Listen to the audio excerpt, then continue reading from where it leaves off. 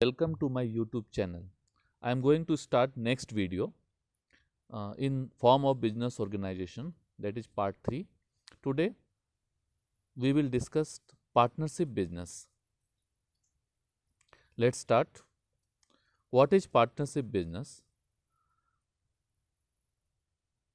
Partnership business is different from sole proprietorship. Soul proprietorship में हम लोग देखते थे कि एक ही ऑनर होता है, लेकिन पार्टनरशिप में यहाँ एक से ज़्यादा ऑनर होते हैं बिजनेस के। और सोल प्रोप्राइटरशिप का जो डिसएडवांटेज है कि उसमें फाइनेंस का प्रॉब्लम है, उसमें मैनेजमेंट का प्रॉब्लम है, वे सारे प्रॉब्लम पार्टनरशिप में नहीं है। उसको दूर करने के लिए अगर कोई बिजनेस कर रहा है, उसको फाइनेंस का प्रॉब्लम हो रहा है, मैनेजमेंट का प्रॉब्लम हो रहा है, तो उसे पार्टनरशिप बिजनेस करना चाहिए।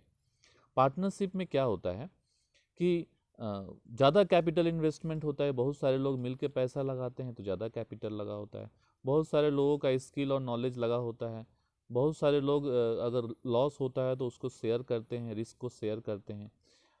ये लॉफुल बिजनेस में होता है and run with the motive of profit. इसका मेन मोटिव प्रॉफिट कमाना होता है। इंडियन पार्टनरशिप एक्ट 1932 के हिसाब से पार्टनरशिप बिजनेस को डिफाइन किया गया है, जिसमें बोला गया है कि the relation between person who have agree to share the profit. Partnership क्या है? तो पार्टनरशिप एक रिलेशन है। किसके बीच का रिलेशन है? पर्सन्स के बीच का रिलेशन है। Who have agree to share the profit, जिसने प्रॉफिट शेयर करने के लिए एग्री हुए हैं ऑफ अ बिजनेस, एक ऐसे बिजनेस का कैरिड ऑन बाय ऑल, जिसको सभी लोग चला रहे हैं, और any one of them acting for all, या उन सभी में से कोई एक चला रहा है सभी के तरफ से। तो ये पार्टनरशिप एक्ट का डेफिनेशन है। कुछ और डेफिनेशन हम देखते हैं पार्टनरशिप का। पहला डेफिनेशन है, partnership is the relation between person competent to make contract. Partnership क्या है? रिलेशन है, ऐसे लोगों के बीच का रिलेशन है जो कॉम्पिटेंट होते हैं। कॉम्पिटेंट मतलब जो कर सकते हैं, एग्रीमेंट कर सकते हैं, कॉन्ट्रैक्ट कर सकते हैं। आप किसको कॉम्पिटेंट कहा जाता है? जो 18 ईयर्स हो गए हैं, जिन्होंने 18 ईयर्स कंप्लीट कर लिया है, उसको हम कॉम्पिटेंट बोलते हैं। और जो पागल नहीं हो, साउंड माइंड का हो, उसको कॉम्पिटेंट बोलते हैं। तो पार्टनरशिप क्या है? रिलेशन है ऐसे लोगों का जो कॉम्पिटेंट हैं कॉन्ट्रैक्ट करने में, who have agree to carry on a lawful business, जो लोग एग्रीमेंट बनाए हैं एक लॉफुल बिजनेस करने का, in common with the view to private gain करने के लिए, अर्निंग करने के लिए। दूसरा एक और डेफिनेशन है इंडियन कॉन्ट्रैक्ट एक्ट का कि partnership is the relation with subsists between person who have agree to combine their property.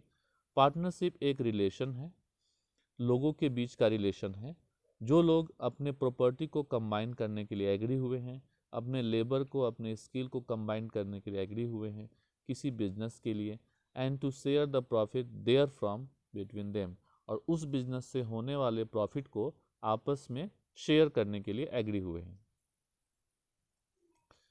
Partnership के क्या कैरेक्टरिस्टिक है या क्या फीचर्स है पार्टनरशिप का, वो हम लोग देखेंगे। पार्टनरशिप का पहला फीचर है formation. Partnership business partnership act 1932 के अंडर में गवर्न होता है। सोल प्रोप्राइटरशिप के लिए कोई रूल्स नहीं थे, लेकिन इसके लिए एक्ट है 1932, इंडियन पार्टनरशिप एक्ट 1932 के हिसाब से। It comes into existence through a legal agreement. Partnership business जो है लीगल एग्रीमेंट से इसका जन्म होता है, wherein the terms and condition governing the relationship among the partner. अब उस लीगल एग्रीमेंट मतलब जितने पार्टनर होते हैं उनका ब्लड रिलेशन नहीं होता है, वे किसी दूसरे दूसरे बैकग्राउंड के होते हैं, तो सब जब एक साथ मिल के रहेंगे, बिजनेस करेंगे, तो उनके बीच एक एग्रीमेंट होना चाहिए। तो उनके बीच जो एग्रीमेंट होगा, उस एग्रीमेंट में क्या बातें लिखी होगी?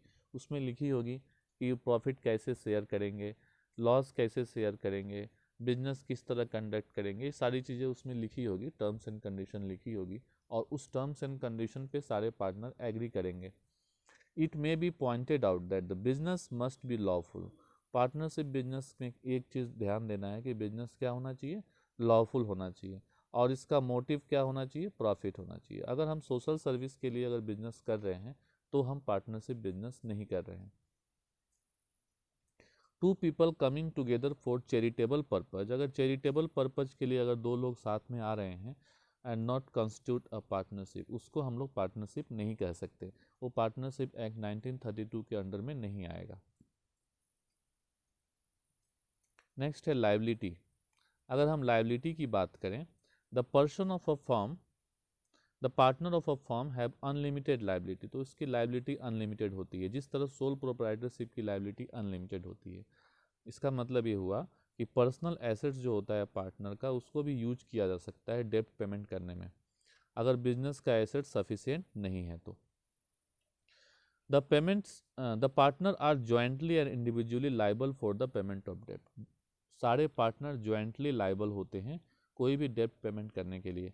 कोई भी एक्सटर्नल डेब्ट है, एक्सटर्नल लाइबिलिटी है, उसको पेमेंट करने के लिए सारे पार्टनर ज्वाइंटली और इंडिविजुअली लाइबल होते हैं। Jointly all the partner are responsible for the डेप्ट, कोई भी लोन है अगर उसको पेमेंट करना है तो सारे पार्टनर उसके लिए लाइबल हैं। And they contribute in proportion to their share in business, business की जो शेयर उनका है उस प्रोपोर्शन में वो पैसा लाएंगे। जैसे दो पार्टनर है और 1 लाख रुपया लोन पेमेंट करना है, तो अगर इक्वल शेयर दोनों का, तो दोनों 50-50 हज़ार रुपया अपने घर से ला करके लोन पेमेंट करेंगे, अगर बिजनेस का एसेट्स नहीं है लोन पेमेंट करने के लायक तो। And such are liable to that extent.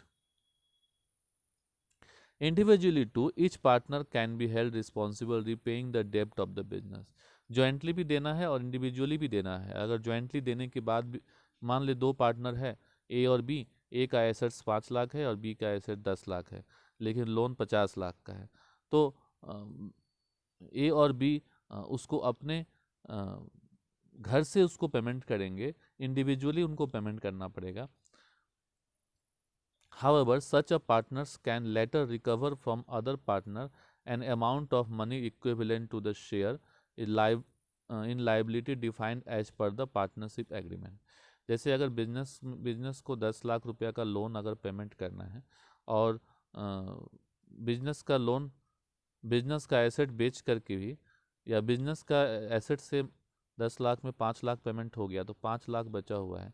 अब 5 लाख घर से लेने की बात है, तो दो पार्टनर है ए और बी, तो ए के घर, पूरा घर अगर बेच भी देते हैं तो भी ए के पास से 2 लाख से ज़्यादा नहीं मिल रहा है, तो ए 2 लाख ही देगा, लेकिन बी को तब रेस्ट 3 लाख देना पड़ेगा। और बाद में जब बिजनेस चलता अगर रहेगा मान लेते हैं और आगे जाके प्रॉफिट हुआ, तो फिर ये आपस में जो एक दूसरे से शेयर कर लेंगे, जो कम या ज़्यादा दिए थे। जैसे ए ने लोन का पेमेंट में कम पैसा दिया है, बी ने ज़्यादा दिया है, तो फिर ए जो है बी को पेमेंट करेगा जो भी देना चाहिए था उसको उतना पैसा, क्योंकि बी ने ज़्यादा पेमेंट कर दिया है।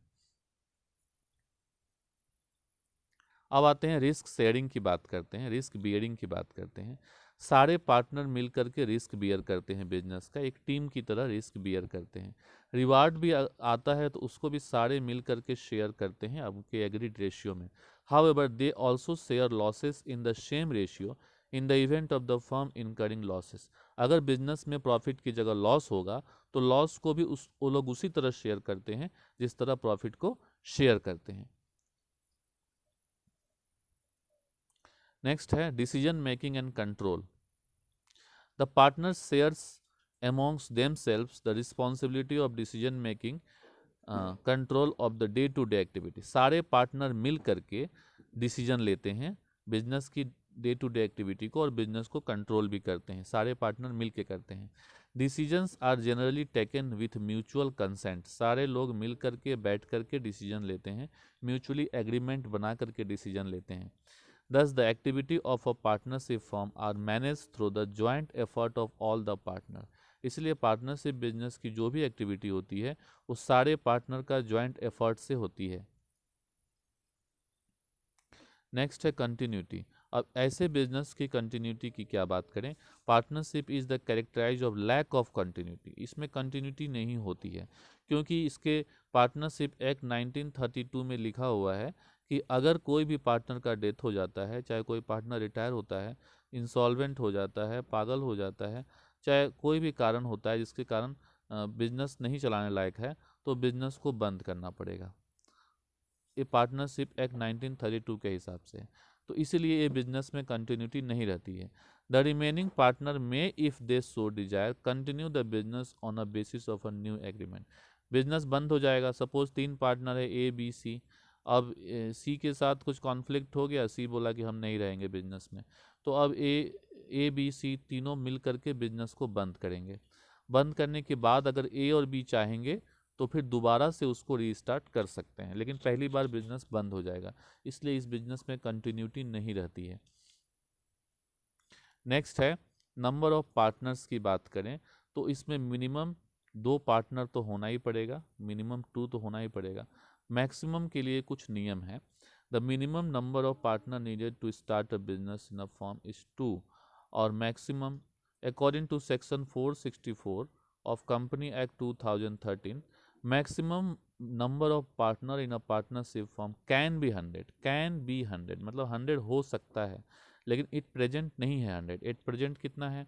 As per rule 10 of the companies miscellaneous rules 2014 at present the maximum number of members can be 50। तो मैक्सिमम कितना हो सकता है? 50। तो मिनिमम 2 और मैक्सिमम 50 मेंबर हो सकते हैं पार्टनरशिप बिजनेस में। Mutual agency. पार्टनरशिप बिजनेस एक म्यूचुअल एजेंसी है। The definition of partnership business highlights the fact that the business carried on by all. ये बिजनेस सभी के द्वारा किया जाता है और any one partner acting for all, या कोई एक बार पार्टनर उस बिजनेस को चलाता है सभी की तरफ से। In other word every partner is both an agent as a principal. हर पार्टनर एजेंट भी है और प्रिंसिपल भी है। हर पार्टनर हेड भी है और मेंबर भी है। He is an agent of other partner. दूसरे पार्टनर के लिए वो एजेंट है। As he represents them and thereby binds the through his acts. He is principal as he too can be bound by the act of any of other partner. मतलब वो दूसरे partner को bind भी करता है, इसलिए वो दूसरे पार्टनर को बाइंड करता है, बांधता है, इसलिए वो प्रिंसिपल है। और दूसरे पार्टनर भी उसको बांध सकते हैं, तो इसलिए वो एजेंट भी है। मतलब पार्टनरशिप बिजनेस जो है एक एजेंट और प्रिंसिपल के बीच का एग्रीमेंट की तरह है, एक म्यूचुअल एजेंसी है। नेक्स्ट एडवांटेज क्या है पार्टनरशिप बिजनेस का? पार्टनरशिप बिजनेस को स्टार्ट करना बहुत आसान है। Easily by putting the agreement between the prospective partner into place whereby they agree to carry out the business of the firm and share risk. एक agreement बना करके business start कर सकते हैं। कोई कंपलसरी भी नहीं है कि एग्रीमेंट बनाएं, लेकिन एग्रीमेंट बना करके बिजनेस स्टार्ट कर सकते हैं। रजिस्ट्रेशन कराना भी जरूरी नहीं है, कंपलसरी नहीं है। Closure of the form to in easy task. Business को आसानी से बंद भी कर सकते हैं। इसलिए बिजनेस पार्टनरशिप बिजनेस को स्टार्ट करना और बंद करना दोनों ही आसान है। अब नेक्स्ट आते हैं डिसीजन मेकिंग की बात करते हैं। तो डिसीजन मेकिंग में भी फ़ायदा है, क्योंकि पार्टनरशिप बिजनेस में पार्टनर्स जो होते हैं डिफरेंट फील्ड के एक्सपर्ट होते हैं। जितने पार्टनर्स होते हैं सब अलग अलग फील्ड के होते हैं, अलग अलग एरिया के होते हैं। Because an individual is not force to handle different activity. Sole proprietorship में एक ही आदमी सारा एक्टिविटी करता है, तो ठीक से डिसीजन नहीं ले पाता है। यहाँ पे ऐसा नहीं है। This is not only reduce the burden of work but also lead to fewer errors in judgement. सारे लोग मिलकर डिसीजन लेते हैं तो वर्क का बर्डन भी ज़्यादा नहीं रहता है और एरर्स भी नहीं होता है डिसीजंस में, बैलेंस डिसीजन होता है। As a consequence decision are likely to be more balance. इसके कारण जो डिसीजन होता है वो बैलेंस होता है।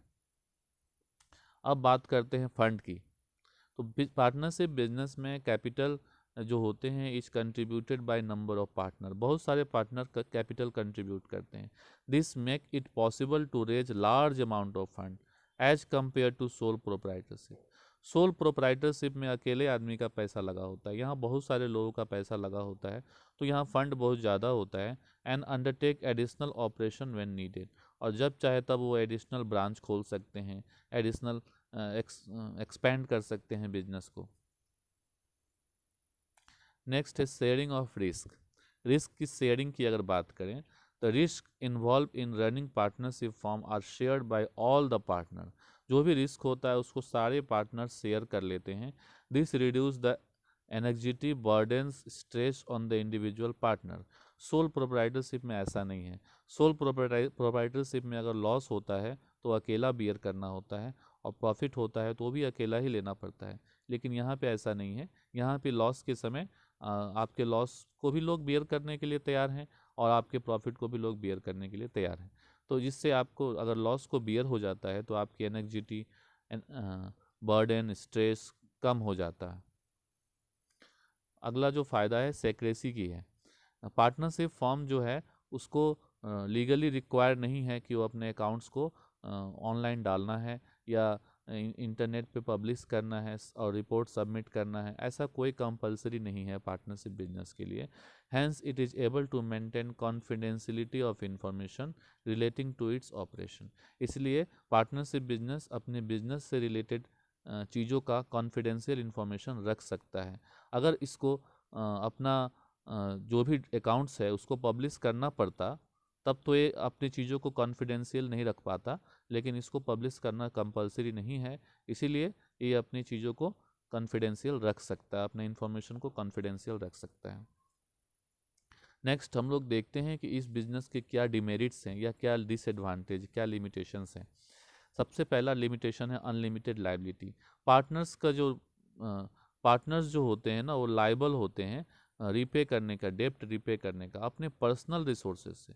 अपना घर का एसेट्स बेच करके बिजनेस का डेप्ट पेमेंट करना पड़ेगा, तो ये गलत चीज़ है। The liability of partner is both joint and save liability of partner is both joint and several which may prove to be a drawback for this partners who have greater personal wealth. अब मान लेते हैं 3 partner हैं, तीनों में एक partner के पास बहुत पैसा है, पहले से ही पैसा उसके पास है, लेकिन अब बिजनेस डूब गया तो 2 पार्टनर जिनके पास कुछ नहीं है, कंगाल हैं, उनसे नहीं वसूला जाएगा, लेकिन जो बहुत धनी पार्टनर है उससे वसूला जाएगा, क्योंकि पार्टनरशिप में लाइबिलिटी क्या है, अनलिमिटेड है। तो पार्टनर की पर्सनल प्रॉपर्टी तो जाएगी ही। अब 2 पार्टनर के पास कोई पर्सनल प्रॉपर्टी नहीं है तो उनसे नहीं जाएगी, लेकिन जिसके पास है उससे जाएगी। तो जिसका पर्सनल वेल्थ ज़्यादा है उसको नुकसान होता है। They will have to repay the entire debt in case of other partner are unable to do so. तो ये दिक्कत है पार्टनरशिप बिजनेस में। अगला दिक्कत है लिमिटेड रिसोर्सेज। पैसा तो बहुत सारे पार्टनर का लगा होता है, लेकिन फिर भी पार्टनर का नंबर ऑफ पार्टनर पे रेस्ट्रिक्शन है कि मैक्सिमम 50 से ज़्यादा हम पार्टनर नहीं रख सकते, तो अब बहुत ज़्यादा पैसा नहीं हो पाता है। Contribution in terms of capital investment is usually not sufficient to support large scale business operation. छोटे छोटे बिजनेस के लिए तो ठीक है, लेकिन बहुत बड़े बिजनेस के लिए, कंपनी टाइप के बिजनेस के लिए पार्टनरशिप का सही नहीं है। As a result partnership form face problem in expansion beyond a certain size. एक फिक्स साइज के बाद पार्टनरशिप बिजनेस को बड़ा करना पॉसिबल नहीं है, क्योंकि इसमें ज़्यादा मेंबर हम नहीं रख सकते। Possibility of conflict. Partnership business में आपस में लड़ते रहते हैं, क्योंकि सब अलग अलग बैकग्राउंड के होते हैं।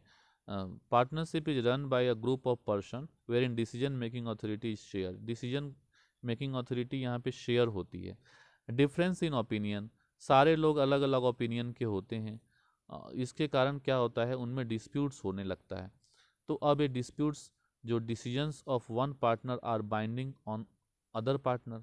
अब यहाँ पे पार्टनरशिप में एक आदमी जो डिसीजन लेता है सबको मानना पड़ता है, तो इसके कारण कॉन्फ्लिक्ट स्टार्ट हो जाता है। Thus an unwise decision by someone may result in financial ruin of all others. अगर कि कोई एक गलत डिसीजन लिया तो उसके कारण सारे लोगों का फाइनेंशियल नुकसान होता है।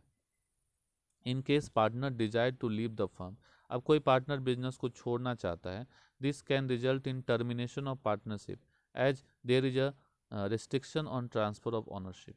क्योंकि बिजनेस को तो छोड़ेंगे तो ऑनरशिप को ट्रांसफ़र नहीं कर सकते, इसलिए बिजनेस को बंद करना पड़ेगा। ये पार्टनरशिप एक्ट में ही लिखा हुआ है, तो इसके कारण भी दिक्कत होता है, यह बिजनेस बंद होने के कगार पे पहुंच जाता है।